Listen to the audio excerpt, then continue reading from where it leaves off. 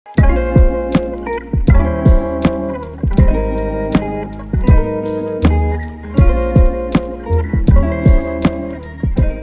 diskusi kali ini kita kedatangan dua narasumber yang luar biasa gitu ya dari tim Premises Consulting. Pertama ada Bu Laras Wahyu. Say hi Bu. Apa kabar Bu Laras? Sehat? Alhamdulillah sehat. Alhamdulillah sehat. Kemudian ada Bu Hesti Pratiwi. Halo Bu Hesti. Hai, oke ya. Jadi nanti saya, Rofi, Bu Laras dan Bu Hesti ini akan membahas ya perubahan-perubahan yang ada di Kodeks Alimentarius ya khususnya untuk food safety. Nah, Bu Laras sendiri adalah salah satu konsultan food safety ya yang berdomisili di Jakarta gitu ya, yang tentunya sudah berpengalaman mendampingi gitu ya, mengaudit juga melakukan pelatihan di lingkup food safety. Beberapa project gitu ya yang sukses atas arahan Bu Laras ini ada beberapa di packaging ya, confectionery gitu ya, terus ada di pakan gitu ya, feed, kemudian juga ada di satu lagi apa tadi Bu? Bleaching Earth. Oh ya, Bleaching Earth gitu ya, dan masih banyak lagi. Oke ya. Kemudian Bu Esti ini berdomisili di Surabaya ya, tim premises yang ada di Surabaya, dia juga sudah berpengalaman di packaging gitu ya, kemudian di premix perusahaan premix tepung-tepungan ya, dan juga masih banyak lagi. Nah, itu tadi perkenalannya. Nah, sekarang kita boleh masuk nih Bu, kira-kira tadi kita bahas di akhir tahun tiba-tiba kodeks update. Nah, apa sih sebenarnya kodeks ini? Fokusnya di mana? Kemudian mengarah ke perubahannya ini arahnya kemana? Oke, boleh Bu Laras? Mungkin bisa disambung dulu di sesi yang pertama.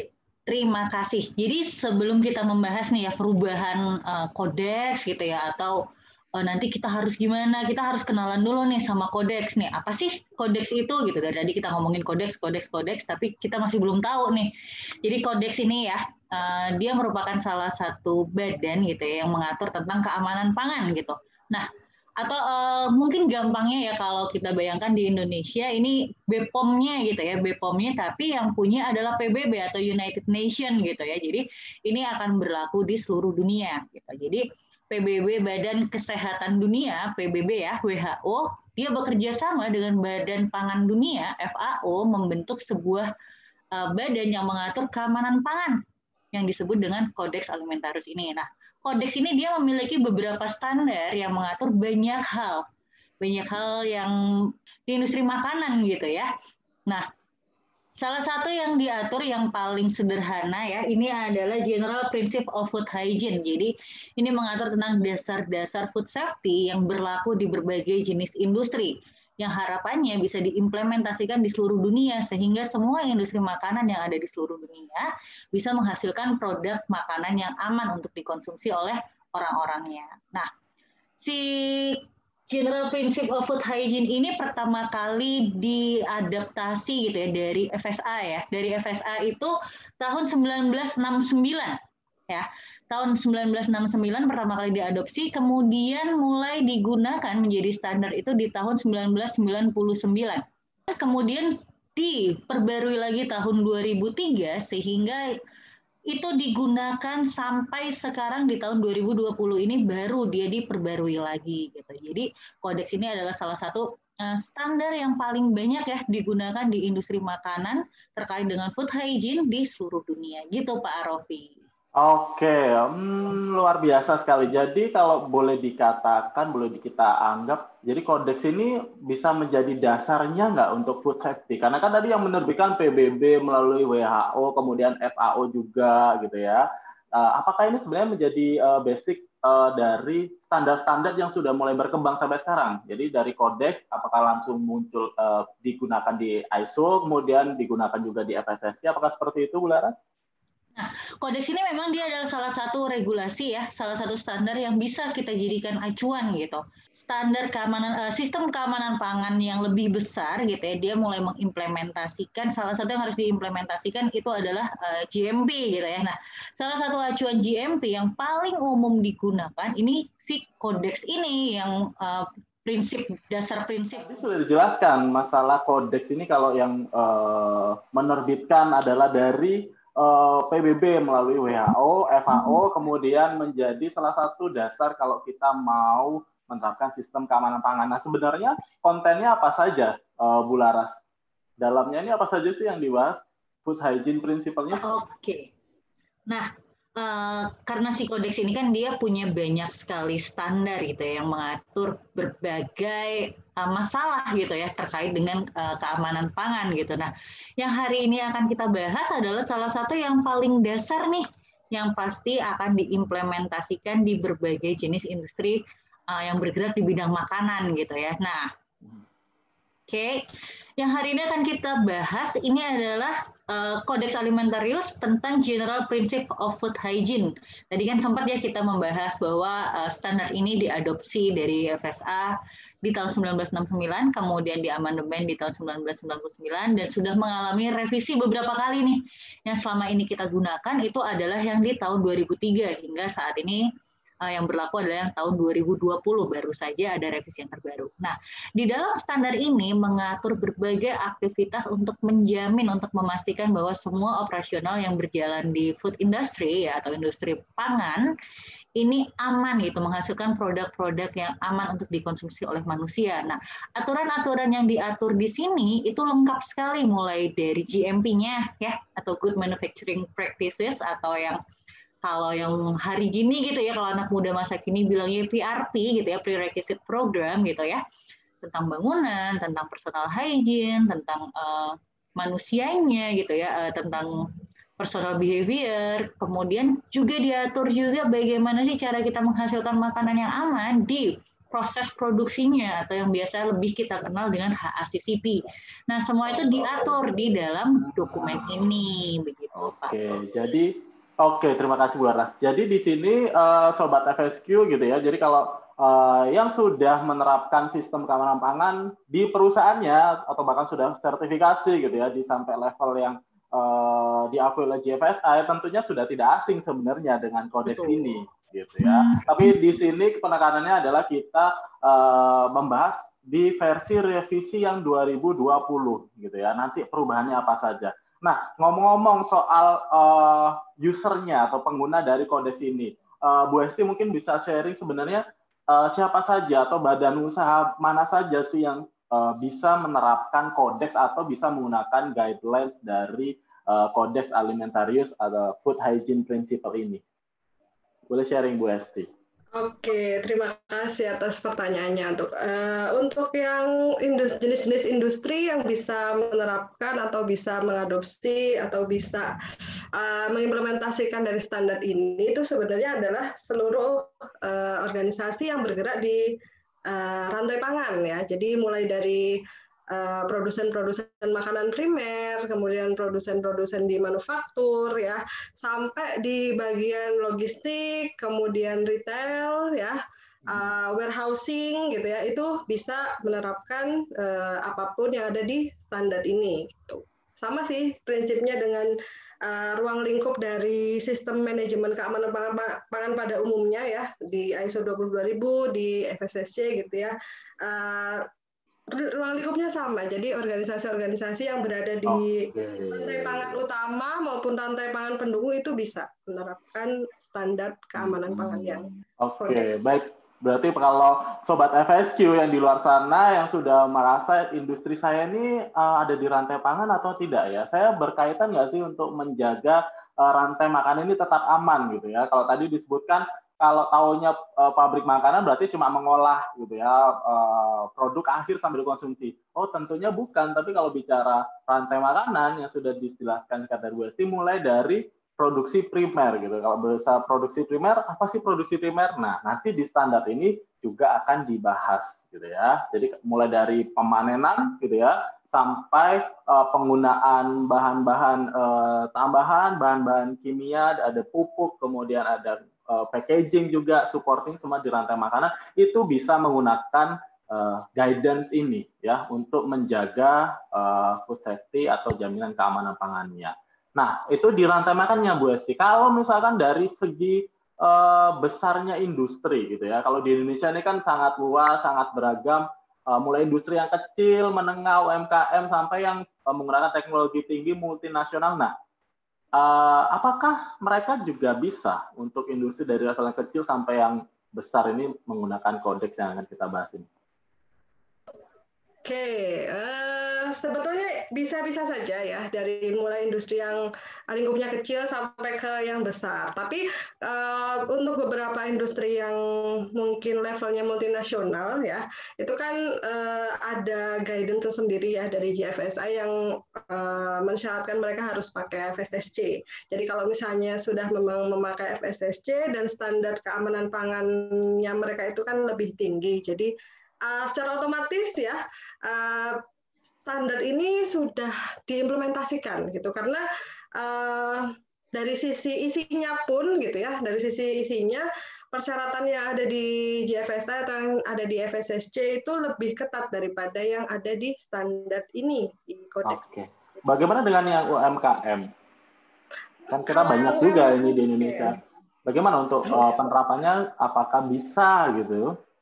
Untuk UMKM ya sangat bisa untuk menggunakan standar ini, dan nanti ya saya akan jelaskan di sini ada pernyataan ya terkait dengan beberapa industri yang termasuk di small business. Jadi bisnisnya ini tidak terlalu besar gitu ya. Di regulasi ini akan dibahas. Jadi ada beberapa fleksibilitas gitu ya, ada keringanan-keringanan saat mengimplementasikan dari standar ini. Oke, mungkin nanti di sesi selanjutnya ya kita akan kupas. Mungkin sobat FSQ di luar sana yang saya ini ada di rantai makanan, tapi perusahaan saya ini masih kecil gitu ya. Saya cuma buat catering, saya cuma buat jasa boga gitu ya lewat online, sistem online. Nah, apakah saya bisa gitu pakai kodeks ini gitu ya? Nah, itu mungkin ada di sesi selanjutnya.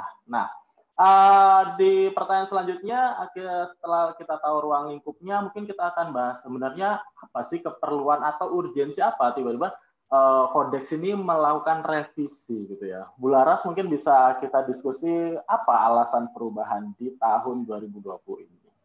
Oke, kalau kita lihat nih ya, kodeks ini terakhir direvisi itu tahun 2003 ya, sudah cukup lama sebenarnya, sekitar 17 tahun. Padahal seperti yang kita tahu ya, yang namanya teknologi, yang namanya ekonomi dan sosial dan segala macam yang ada di dunia ini tuh sudah bergerak dengan sangat cepat. Nah, kemudian untuk memenuhi dan mendukung pergerakan yang sangat cepat yang terjadi di luar sana gitu ya, berbagai jenis standar keamanan pangan ini sudah memperbarui aturan-aturan dan regulasi-regulasi yang diatur dalam standar tersebut. Nah, untuk mengikuti langkah-langkah tersebut ya, terutama nih terkait dengan adanya perubahan yang akhir-akhir ini terjadi gitu ya, dengan adanya COVID, sehingga semua industri makanan, semua standar-standar keamanan pangan pun harus ikut menyesuaikan gitu dengan kondisi saat ini. Bagaimana sih kita harus bisa tetap bertahan menyajikan atau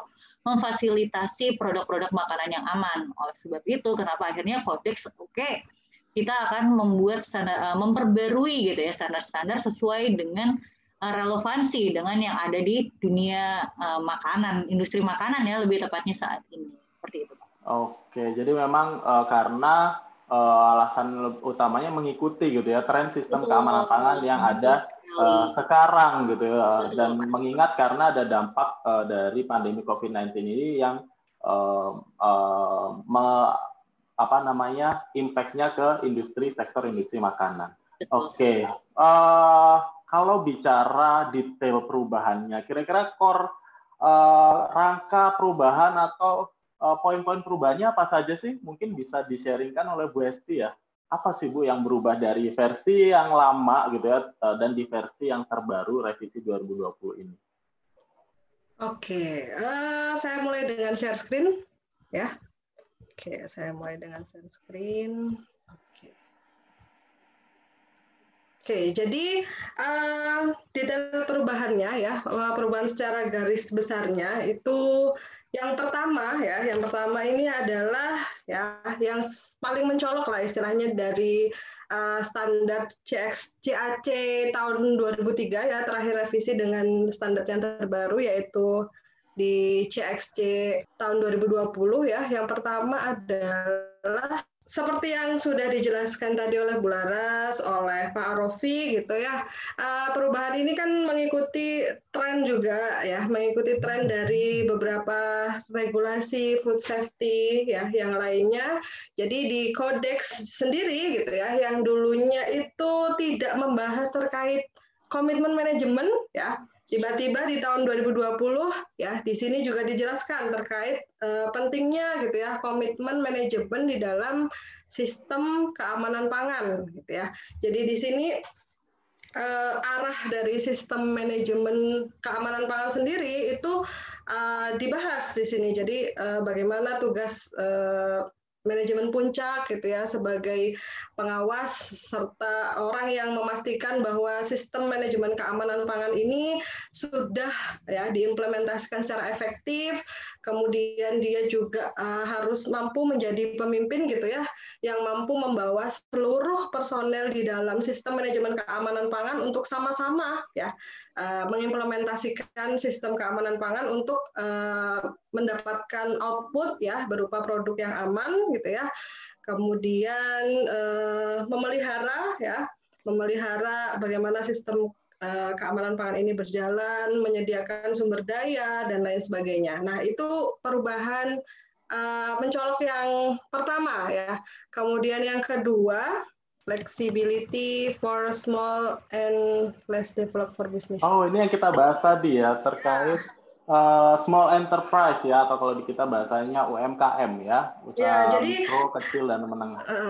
Oke, jadi ada beberapa skup bisnis yang istilahnya jenis organisasi yang tidak terlalu besar. Ini di sini ada fleksibilitas yang ditawarkan gitu ya di regulasi ini. Jadi contoh yang pertama ini mungkin gitu ya, tetap ya kita tetap menjalankan 7 prinsip HACCP ya yang sudah disusun oleh FDA mungkin di beberapa puluh tahun belakangan ini yang tidak berubah gitu ya, ada 7 prinsip. Nah itu tetap dijalankan, cuma implementasinya ini ada beberapa keringanan gitu. Yang pertama, jadi sistem pencatatannya mereka itu kan kalau misalnya kita organisasi besar gitu ya, cukup orang, cukup personel. Nah itu pencatatannya adalah kita melakukan pencatatan pada titik-titik kritis yang kita pantau. Tetapi kalau organisasinya kecil, kemudian personelnya itu terbatas, nah pencatatannya itu bisa dengan kita hanya mencatat ketidaksesuaian yang terjadi. Ya, ketika monitoring batas kritis itu kita jalankan. Kemudian keringanan yang kedua, jadi karena kita gitu ya personelnya terbatas, kemudian kompetensinya juga belum memenuhi, jadi penyusunan dari dokumen HACCP sendiri itu bisa dilakukan oleh ahli eksternal ya. Kita bisa sewa konsultan, misalnya kita bisa sewa ahli eksternal, kemudian kita susun gitu ya.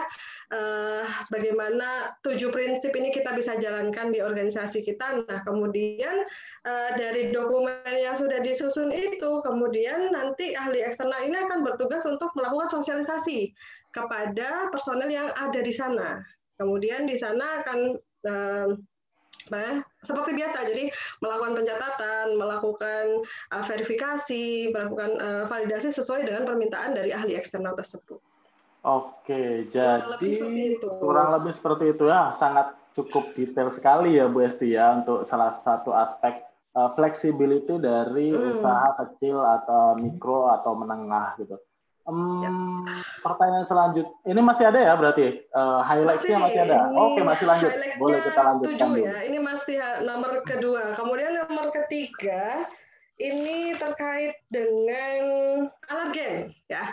Jadi seperti yang kita tahu gitu ya di regulasi sebelumnya cuma disebutkan bahwa bahaya keamanan pangan itu ada 3 gitu ya.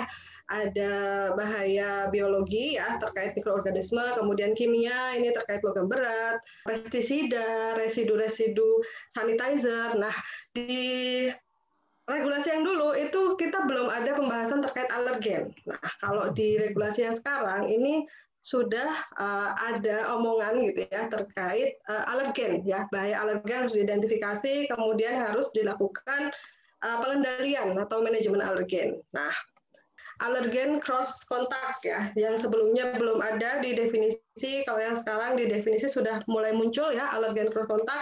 Kemudian di sini juga ada pasalnya tersendiri terkait dengan alergen manajemen.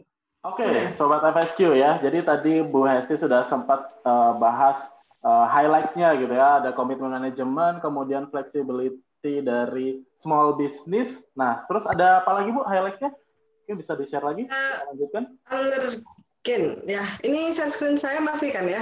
Nah, untuk selanjutnya ya, kita membahas tentang alergen. Jadi di regulasi yang lama gitu ya, alergen ini belum pernah disinggung ya. Jadi masih diabaikan gitu ya. Jadi dengan berkembangnya dunia food safety gitu ya, setiap tahun ya melihat dengan regulasi yang lain di luar kodeks juga gitu ya, yang sudah mulai gitu ya memperhatikan bahaya alergen gitu ya. Jadi alergen ini kan senyawa yang ini ya, kalau misalnya kita konsumsi ini menimbulkan reaksi alergi di manusia. Jadi dan setiap orang ya, setiap negara itu punya regulasi alergen masing-masing. Jadi mungkin bahaya ini juga tahun-tahun ini ya, sekarang ini juga jadi istilahnya sangat berbahaya kalau misalnya dia tidak dikendalikan. Jadi di kodeks sendiri, di regulasi yang terbaru itu sudah mulai membahas alergen manajemen. Nah, untuk alergen manajemen sendiri yang dibahas di sini ini mulai dari kita menerima bahan baku itu sudah harus dikendalikan, kemudian diproses bagaimana menjalankan sebuah proses ketika ada pergantian antara bahan alergen dengan non alergen, kemudian dari alergen jenis yang berbeda dengan produk yang lainnya itu juga harus dikendalikan, karena kan alergen ini punya apa ya istilahnya efeknya masing-masing gitu loh. Ada yang misalnya alergi gluten, ini ada yang misalnya tidak alergi gluten kan jadi berbeda-beda gitu ya. Jadi dikendalikan sampai di pengemasan pelabelan itu mulai dikendalikan. Di sini sudah disebutkan ya. Kemudian highlight perubahan yang selanjutnya ini bisa langsung atau mau ada pertanyaan dulu?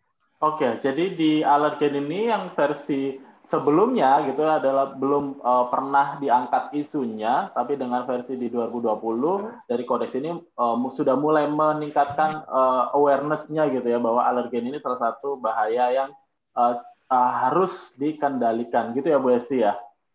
Betul. Ya, karena tadi katanya kan setiap setiap orang punya karakteristik atau jenis alergi yang berbeda-beda, betul. Dan efeknya juga akan berbeda-beda. Oke, highlight selanjutnya masih ada, Bu Esti? Oke, highlight selanjutnya ini terkait susunan pasal sih sebetulnya ya. Jadi susunan pasal di versi yang sebelumnya dengan versi sekarang ini agak sedikit di otak-atik gitu ya. Contoh nih misalnya di Design and Facility itu di sini dibahas di section 3 misalnya ya. Nah, di sini Design dan Facility itu dibahas di seksi 3, kemudian kalau yang di versi sebelumnya ini dibahas di section 4. Masalah training dan kompetens gitu ya. Kalau di regulasi yang terbaru ini dibahas di section 4, kalau di regulasi sebelumnya ini dibahas di section 10. Jadi agak sedikit perubahan posisinya susunannya. gitu ya. Jadi susunannya. Posisinya betul. Susunannya. Oke. Baik. Oke, kemudian highlight yang selanjutnya ini terkait isi ya. Isi dari beberapa pasalnya di sini ya. Meskipun letaknya memang diubah gitu ya, banyak hal yang sama, tapi kemudian di sini lebih didetailkan. Jadi lebih dikasih contoh, kemudian ada persyaratan-persyaratan yang lebih dalam lagi. Ya, contohnya misalnya ya, ini di poin pertama deh.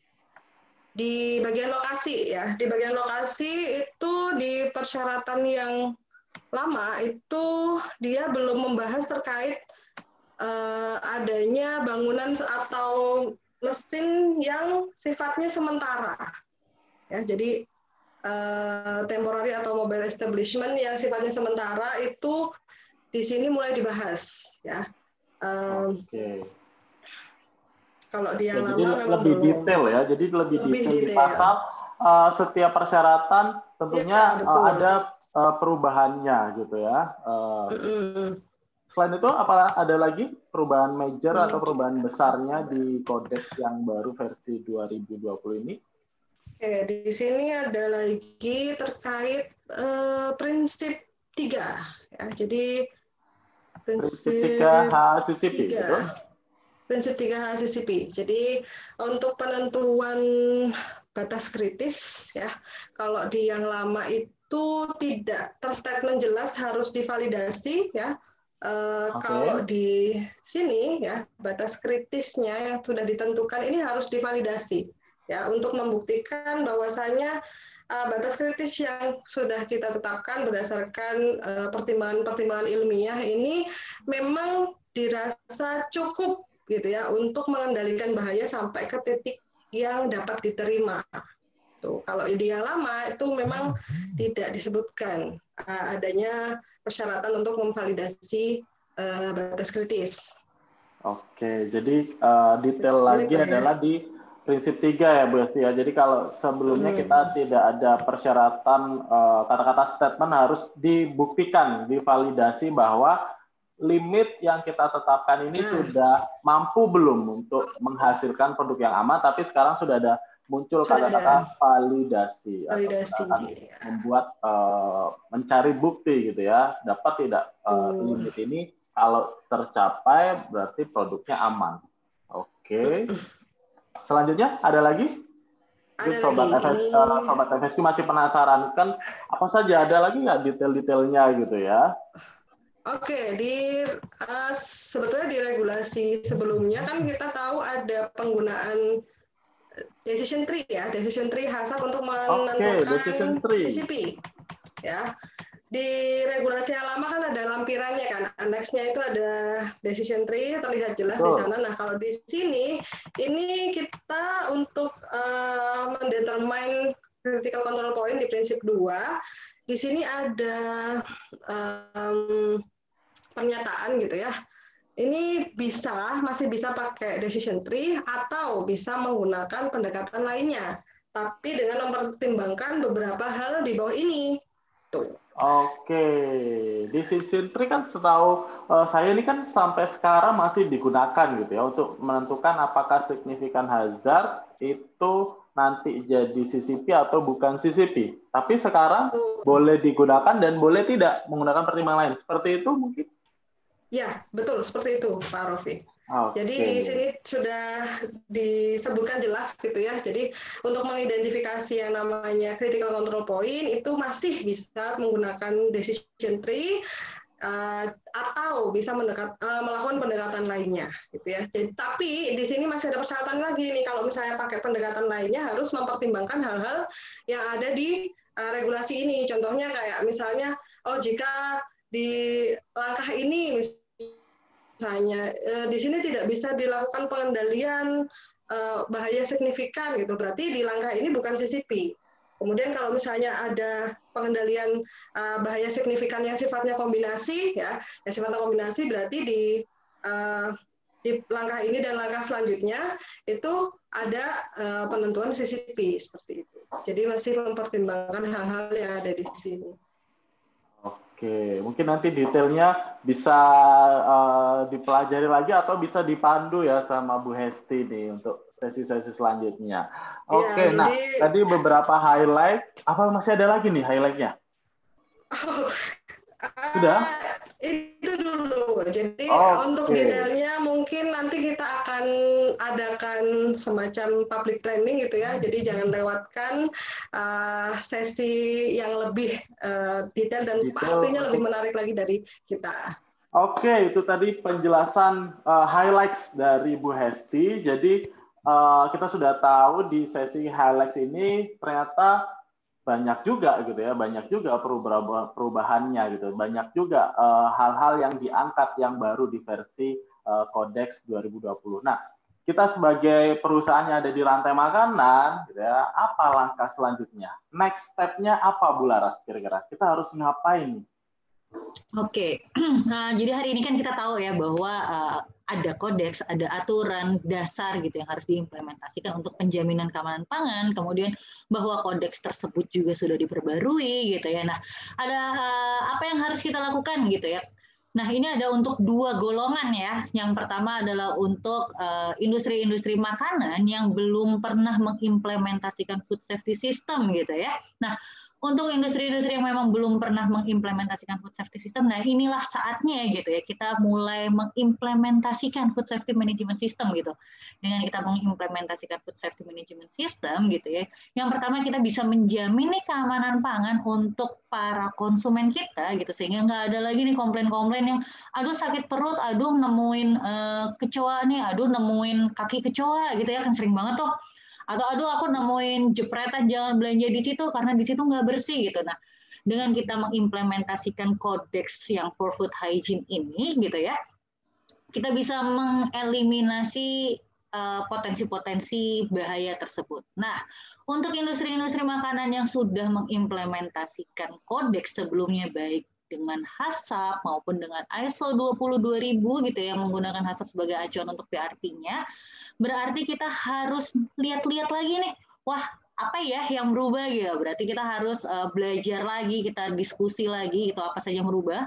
Kemudian kita sudah harus melakukan assessment untuk kondisi organisasi kita saat ini, ya apa saja yang harus yang sudah berubah, yang belum terpenuhi, dan yang terakhir bagaimana sih cara kita memenuhi nih persyaratan-persyaratan terbaru gitu ya sesuai dengan kodeks yang versi 2020 ini gitu Pak Rofi.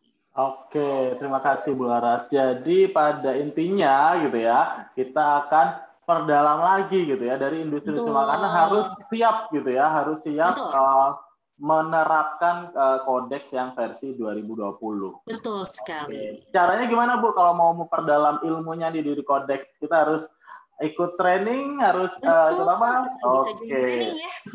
Oke, jadi nanti dari tim FSQ ya, Sobat FSQ, kita akan segera menerbitkan public training gitu ya untuk pembahasan detail perubahan dari kodeks versi 2020 ya.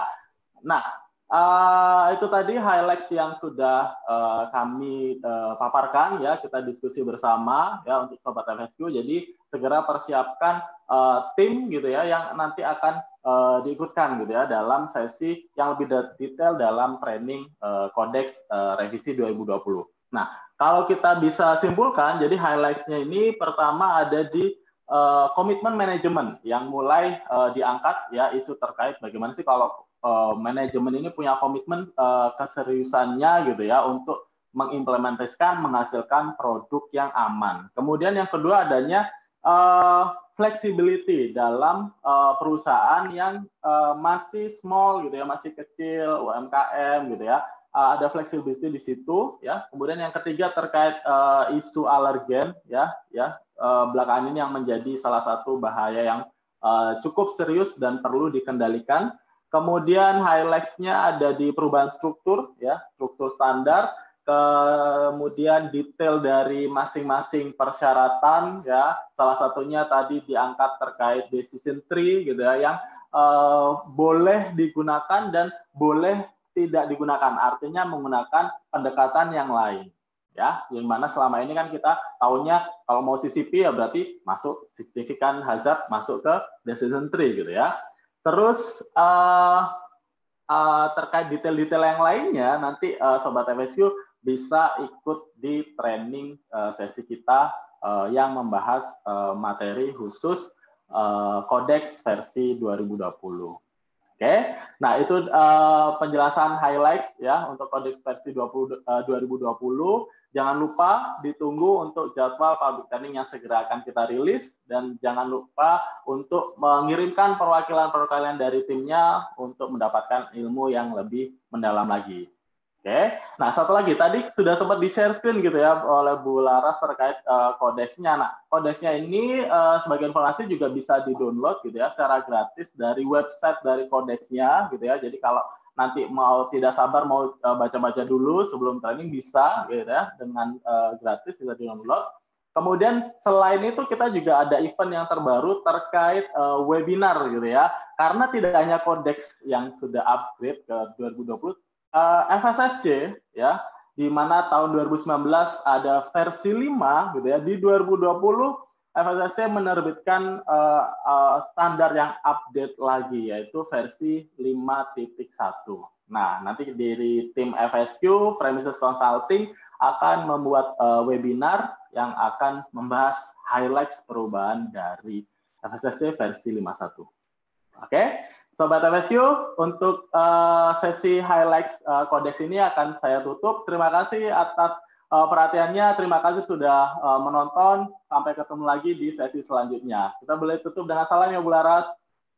Sampai ketemu Bu Laras, terima kasih Bu Esti. Terima kasih semuanya. Terima kasih.